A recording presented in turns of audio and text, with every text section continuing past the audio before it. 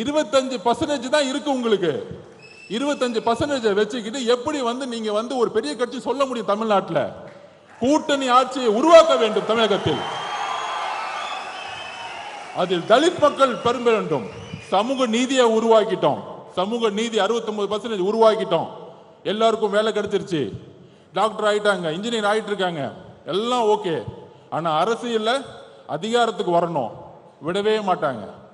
மன்னராட்சி தான் இங்க இருக்கு.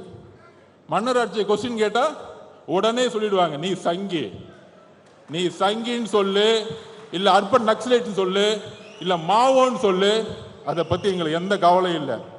தமிழக மக்கள் புதிய அரசியலை உருவாக்க முடிவெடுத்து விட்டார்கள். திரு சகோதரர் விஜய் அவர்களுக்கோ, அண்ணன் திருமா அவர்களுக்கோ, அனைத்து கட்சிக்கோ ஒரு புதிய